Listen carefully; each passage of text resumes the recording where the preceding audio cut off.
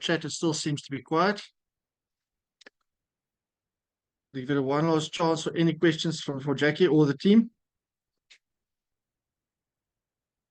Okay, there's no questions. Jackie, well done. You're letting off the hook easy. Once again, thank you very much for your presentation. We're going to then move on to the last presentation of the day. This is also, once again, somebody I definitely do not need to introduce to the forestry community, Professor Bernard Slippers. Bernard, correct me, but I think you've been involved in forest and forest pathology for probably now about 26, 27 years. So definitely very familiar with us, and we're very familiar with you and your team at the Tree Protection Cooperative Program, where Bernard is both the director of the TPCP as well as the Forestry and Agricultural Biotechnology Institute. So Bernard, I'll hand over to you to talk a bit more about probably one of our first platforms FSA ever established, which was the Tree Protection Platform. Thank you, Bernard. Thank you very much, Ronald. Can I just check you can all see my slides? I just need to do a little adjustment here. Yeah, you can all see my slides and you can hear me clearly? Yes, thank you, Bernard. Excellent. Yeah, thank you very much for this opportunity to talk about this platform, what we call the Tree Protection Platform, on the program, the Pest and Diseases Platform. And I'm doing so on behalf of the TPCP team. Oh, it's not moving. There we go. So the TPCP now is a program that is more than 35 years old. It started 35 years ago, focusing on two main problems. The Teratosauria you can see in the background there, and Chrysoporthe, but have since grown to include all of the, so at that time only starting with some of the forestry role players, but today connecting all of the major forestry role players, from our small growers to our bigger industries, the other research organizations and government. The TPCP is not stuck, of course, with those two pathogens, but have over the years helped the industry manage a rapidly rising number of pathogens that have been introduced and have threatened the industry.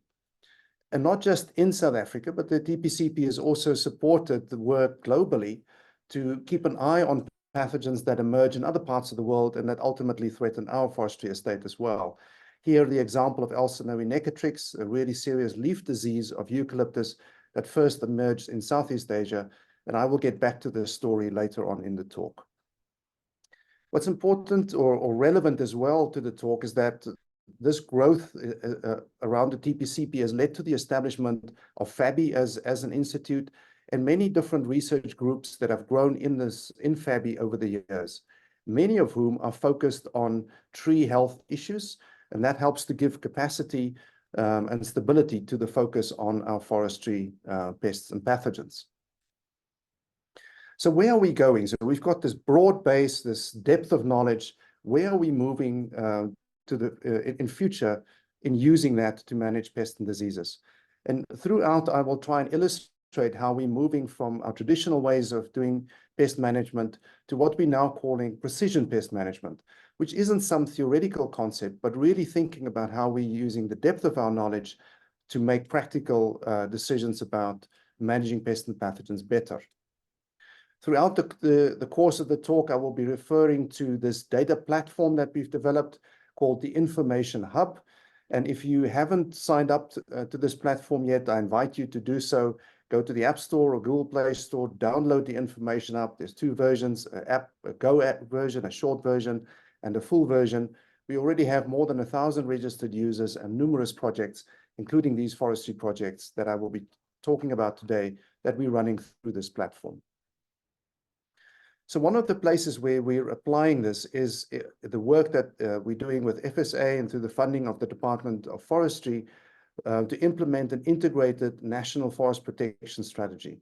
That's a comprehensive program that includes awareness, that includes monitoring and evaluation, diagnostic services, pest and pathogen services such as biological control, and of course support for the research that underpins it. Brett Hurley that you see in the bottom corner here in our team really leads that effort together with many others in the team. I'm just going to give you a feel for what is being done as part of that. So one element of that is the monitoring and evaluation.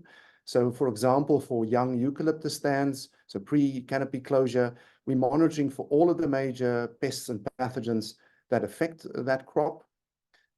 Extensive work has been done with the teams to brainstorm relevant ways of evaluating each of those pests and pathogens. So we're not just monitoring a presence or an absence, but we're also measuring levels of infestation.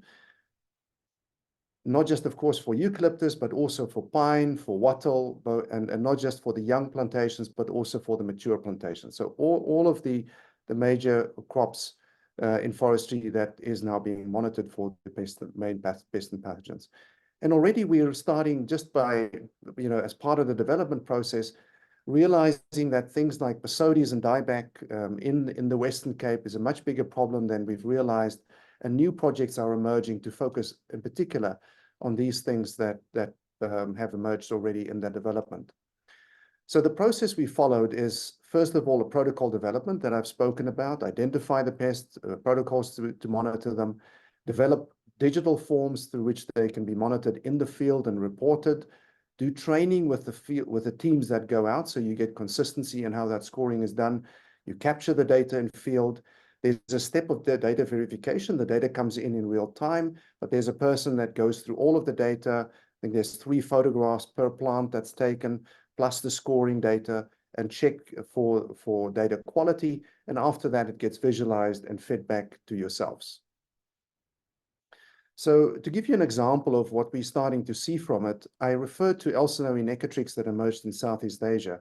When this pathogen, and the photograph here from Irene Barnes that you see there, when this emerged during COVID, Yolanda Roop bringing this to our attention, we could bring that into the lab and very rapidly, within weeks, identify that this is a related species in South Africa, but not the same, and it's since been described as Elsinoe masingi. But we could also take that knowledge that's been developed internationally and apply it for our study for this pathogen in the lab, but also in the field, and transfer this now to the field screening. So this field teams have been scoring this across, I think, 169 sites across the country. And today we know exactly where Elsinoe masingi is distributed, and not just where it's distributed, but the level of damage at each of these sites. Because the monitoring is done repeatedly, we also know how those levels of infestation are changing. And this is the kind of output that you see. It's searchable for all of the different pests and pathogens that's being monitored. So this kind of information is available for all of those pests and pathogens. This work is also underpinned by the diagnostic clinic, one of the first structures that was established as part of the TPCP 35 years ago. It's now run by Dr. Wilma Nell. You will be first communicating with Leishan de Vos, who is receiving samples for all of our diagnostic clinics. She will pass it to Wilma. Wilma is working with a team. This is the dedicated team that you see up there, Irene and Brett helping to lead that. But they really link to all of the expertise that sit behind it to identify the pests and pathogens that's on the material and give you feedback. That whole process has also been digitized through the information hub. So from the point where you're sampling, the capturing is simplified. So there's standardization in terms of how it's captured. It's GIS linked, and the feedback that you will receive will also be GIS linked with all the detailed information about what was submitted, what was found. There's a detailed report that goes with it, and all of that is summarized in one place for each of the companies. The cultures that come out of that feed back into our culture collection. Already we have a culture collection that's one of the biggest in the world. It's up to almost 55,000 cultures in there, the majority of which is tree-associated fungi. That gives us incredible power of comparison when new things are entered, but also to look historically at how things have changed. We've been digitizing that collection. So through a partnership with a company in the US, we now have nearly 8,000 genomes for cultures, predominantly again for pathogens associated with trees. It's noteworthy that in public databases, there is a little over 16,000 genomes available in total. And here we have nearly half that amount. This is not all public information yet, just for tree pathogens. So why am I telling you this? Are these just toys for us to play with? Of course, there's a lot of basic questions we want to answer, but the practical value of that is it's allowing us to take what is already world-class diagnostics to a whole different level, with a renewed focus on high throughput, rapid and accurate molecular diagnostics. You see a small lamp PCR machine here that you can plug into the front of your car in the cigarette lighter there, and do this PCR within 45 minutes in the field to identify key pests and pathogens. A number of parallel projects at the moment to help and use all this depth of knowledge to develop these frontier tools for our use and for your use. There are other tools that are being developed, and you've already heard from Bruce, the work linked to remote sensing. This is work from Pumlani and Zuza that I'm presenting here. You see him at the bottom here, together with Wouter Mas at Ghent and Michel Schroeder here with us. But a whole group including industry members, Ilaria from the ICFR and others here at FABI, developing all the ground-based tools, the teams that are doing damage assessment, the scoring systems for that, doing all the UAV flights and acquisition of the data, and the various steps of analyzing and making sense of that. So the wonderful news is that work is progressing very nicely. It started with a focus on Goniptris. There's been work on other systems done as well, but you're seeing here some of the outputs of a paper that's in development with a multispectral sensor, where Pumlani is able to identify damage classes linked specifically to Goniptris up to an 80% level of accuracy. That's quite remarkable, and will enable our assessment of Goniptris going forward in future. And this work is being translated to satellite imagery to also look at that at a larger spatial scale. So the Information Hub is a really powerful tool for us now to start connecting all of these different data sources. The evaluation and monitoring that we're doing as part of national surveillance is not replacing our extension work. So the Siwe and Josias and the team that are in the field with our students and the staff for nearly 1,000 person days a year, all of that information feeds into the Information Hub. Our diagnostic clinic data is feeding into the Information Hub. The surveillance data, trapping data, data we receive from you, and in future we will be integrating remote sensing and other data into that database as well. And that is giving us these really incredibly powerful collated data, from historical information to the currently recorded information in real time. Here you're seeing collated information, not just for forestry, but for agriculture as well. But data sets that we can now start to use to link to climate change patterns, to do predictions in terms of distributions and impact of these pests and pathogens. I want to move to a second part of my talk, focusing a little bit more on the insect pests. Just like the pathogens, there's also been a rapid rise since the 1980s, 1990s in the emergence of insect pests on eucalyptus, not just here, but actually everywhere around the world.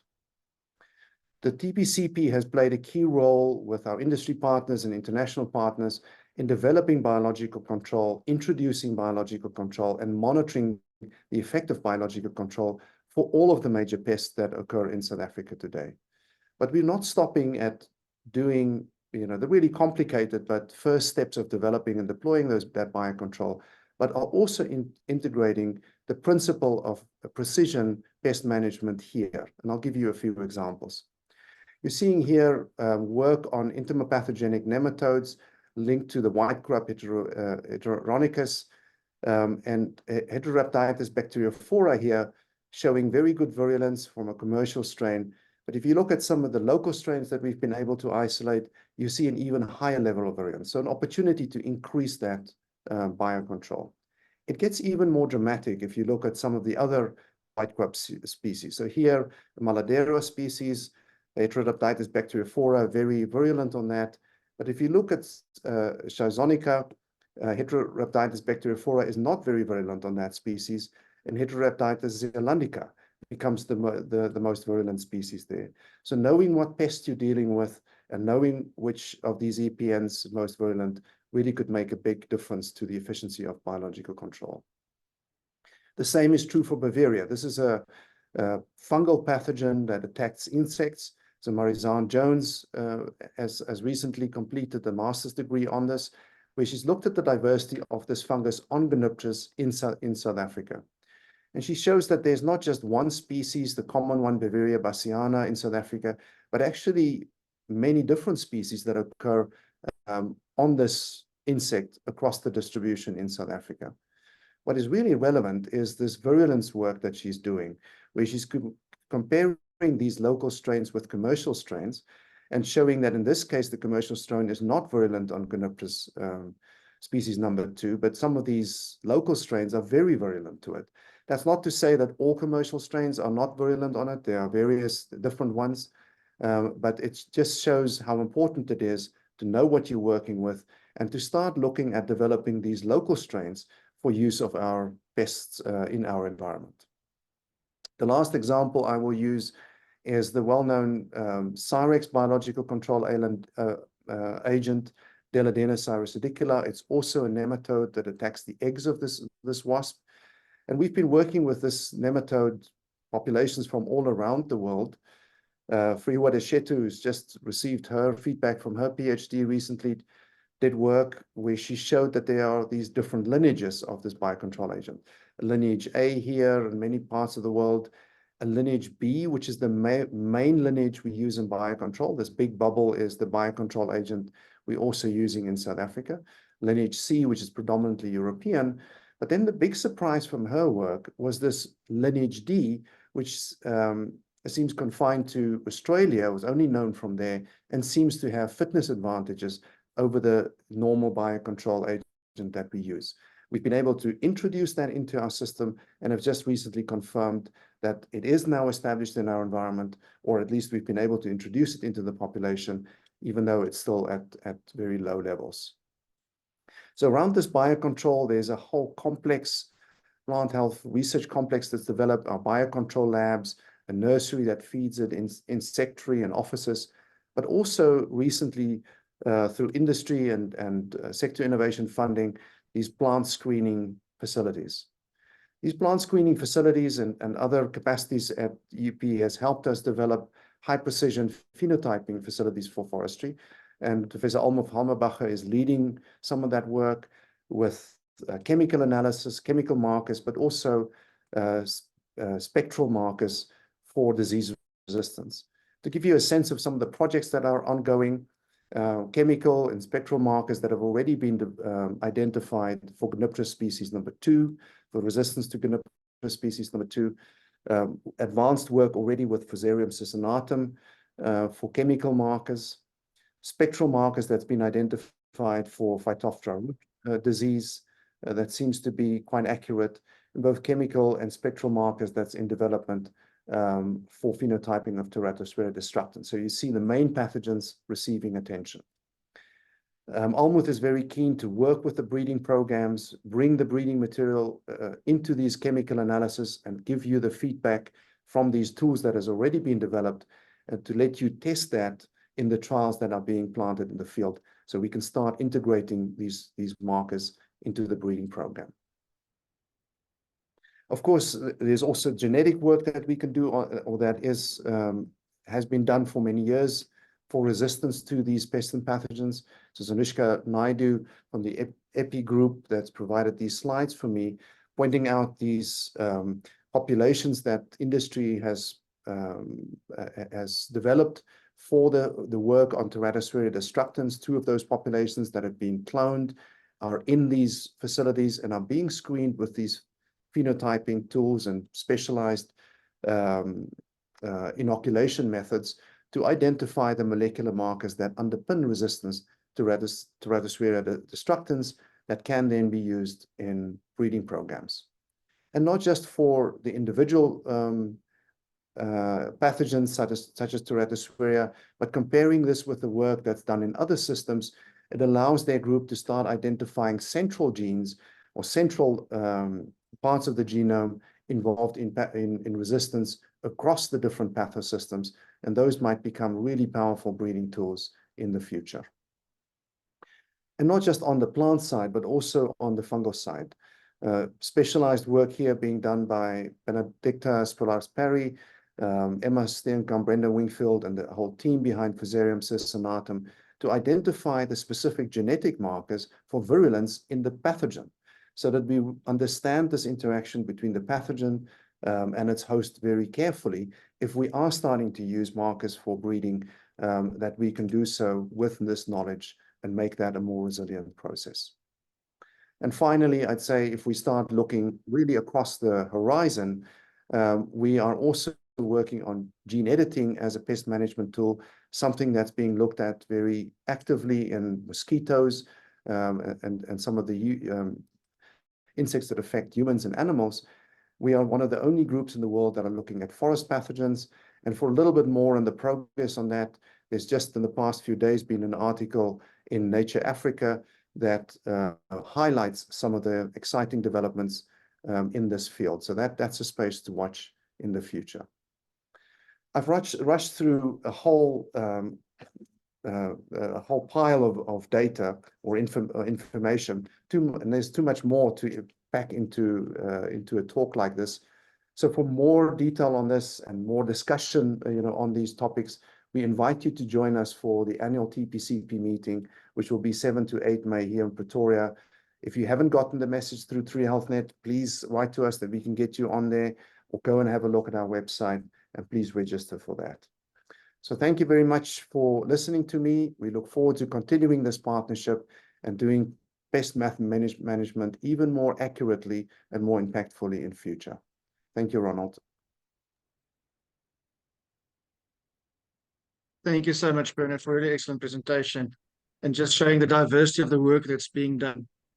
And I think it's important we did note that this is the oldest partnership or platform that industry is going.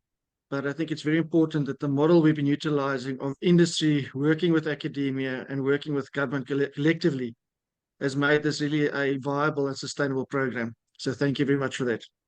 Bernard, we've got 2 questions.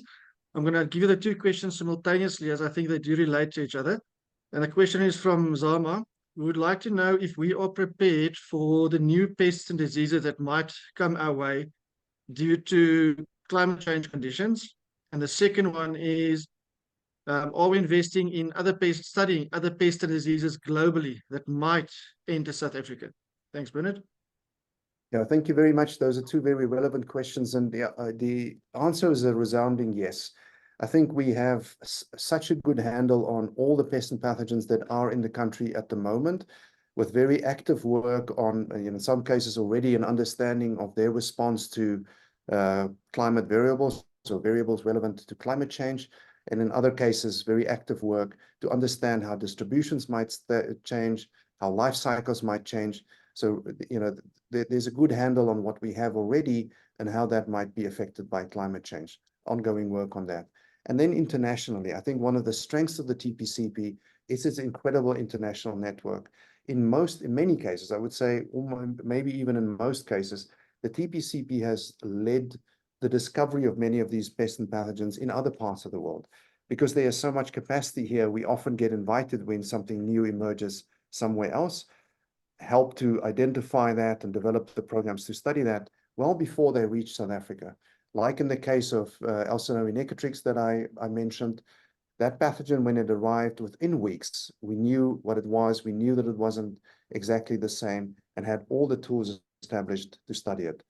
Might there be big surprises? Of course. This stuff is not 100% predictable, so we have to remain vigilant, have to remain honest with ourselves that we need the capacity and the openness for things that might emerge that we haven't expected.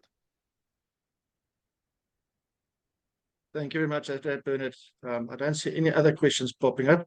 Maybe just to add to that, that the industry has compiled a list, or had a list compiled by experts, that is compliant with the International Plant Protection Convention of pests that occur on eucalyptus worldwide, not yet known in South Africa. Through the National Pest and Disease Committee, which both myself, Bernard, and Ilaria serve on, We are now also driving to see if we can get government to fund similar lists for pine and for acacia. And this will all just position us even better to look at possible threats from outside our borders. Bernard, on that Ronald, note, not I seeing can any maybe, additional... Yes, Bernard? yeah, maybe just to briefly add to that, we're also busy assessing, taking those lists and then doing priority lists. So looking at imports into South Africa, where these pests and pathogens are distributed, which countries we're trading with, the pathways that they may come in, to start to try to predict what the most likely next arrivals are going to be based on those trading patterns, the occurrence patterns of these pests and pathogens. So really detailed work that is going on to predict what we might be dealing with next. Thank you very much for that addition, Bernard. Very important. Colleagues, with no additional questions, just from my side, Bernard, thank you very much. And then all that remains is for me to really do the really pleasant work, and is thanking everybody that's been involved in making today possible. I think everybody will support me that it has been a very valuable, very informative session today. But I really would like to thank firstly Katie Johnson, who everybody I believe knows by now. She's our communication person and promotional person. Katie, thank you for excellent work in promoting this event and getting everything set up for us, and making sure everybody is aware of today's event. Then moving on to Stefan, my co-facilitator. Once again, Stefan, thank you very much. Thank you for all the value adding to FSA since you've joined us. But thank you for taking on today's event with me and steering us through all the valuable talks we had today. Then you all would have seen Jackie working hard, organizing the webinar, and in the background making sure everything is there. Jackie, thank you very much. Also, thank you to Aidan, who's been supporting you going forward. Jackie will be doing all our webinars for FSA. But thank you for all the hard work. Even with a few technical issues, you still made this amazing event that everybody was able to enjoy. So thank you very much for that, Jackie. Then moving on to the valuable people today that presented excellent research and promoted the value these research initiatives have for our industry. So all the presenters, thank you very much for taking the time to present your work. I can tell all the participants, a number of our researchers are currently in field, in between field visits, busy with students, yet they all took the time to put together presentations and attend today's event. So thank you very much to each and every presenter, as well as the research teams that did not present, but were represented by our presenters. Thank you very much for all your contributions to forestry research and making this sector such a sustainable and competitive sector. I would then also like to thank all our FSA members. In my opening address, I did make reference to the funding that FSA does spend on research, and that's only possible due to our members' commitments in their contributions they pay to FSA. So to each and every of our members, those present in the meeting today, as well as those who aren't present today, thank you very much for your commitment to research and development for the forestry sector. Along with that, I would like to thank our government funding institutions. Bernard referred to DFFE that contributes to forest protection through the MOA, and all of the talks you saw today in some form or format, if not wholly, is funded by the Department of Science, Innovation, Sector Innovation Fund. So for DSI, a number of our DSI colleagues in the meeting today or in the event, thank you very much for your support. Some of these initiatives have been going on for more than 8 years with committed funding. We really do appreciate your support, and it's a pleasure working with you in addressing our national and sector-specific needs. Then I would like to go on to thank the Research Advisory Committee of Forestry South Africa.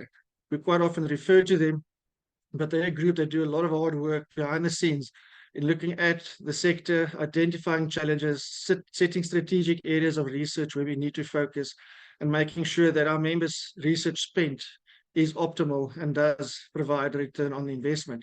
So on that note, I'd like to thank Giovanni Soli from SAPI, Ben Pinar from Mondi, Johan Nel from PWK, George Dowes from Rensky, and then of course Stefan as well, who serves on that with me on behalf of FSA.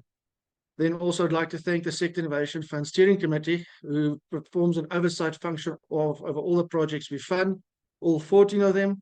And that steering committee is made up of the FSA Research Advisory Committee members, as well as Ms. Sunita Kalan from the Department of Science and Innovation, who's also in the meeting today. Thank you very much, Sunita. And then Mr. Reni Madula from the Department of Forestry, Fisheries and Environment. This committee forms a very, very significant function to make sure that what we deliver from our Sector Innovation Fund is the best we can, which of course positions us better if the opportunity does arise again to apply for additional funding. So thank you for all those people offering their time to serve on these structures and support the research landscape of our industry. And then lastly, very important to everybody in attendance today, if we didn't have the 100-odd people in the meeting today, there would be no need to present this work, no need to be here. So really thank you to everybody that's made this possible, that has been promoting this on LinkedIn through your internal structures. I've seen a lot of communications. Thank you sincerely for all your support, but thank you for taking today, the last day before we go, probably for most of us, into a long weekend. Thank you for sitting through the presentations. Thank you for the valuable and insightful questions. And thank you for all the messages of support to our researchers and research teams, as well as our industry for supporting research in our sector. As indicated, this is critical to position our sector going forward and address all the challenges we might face or we are currently facing. So on that note, thank you everybody sincerely for all your efforts, contributions and participations. May you all enjoy a lovely Human Rights Day tomorrow. Have a lovely holiday. With Easter coming up, for those traveling, please enjoy the rest and relaxation, but please travel safely and I hope to see each other soon. In concluding, Bruce posted an event for tomorrow. Bernard posted the annual TPCP symposium, so please do attend those events if possible. And then also in November, some of you might have seen FSA and SAIF, along with the ICFR, will be hosting our Forest Science Symposium. This will be an in-person event. I'm really looking forward to meeting all of you there. For those who I don't know, for all the regular faces, it's going to be lovely to see each other as a research community in person and celebrating the excellent work that we're doing in forest research. Thank you very much and have a lovely day and see you all soon. Thank you, Ronald. Thank you, team.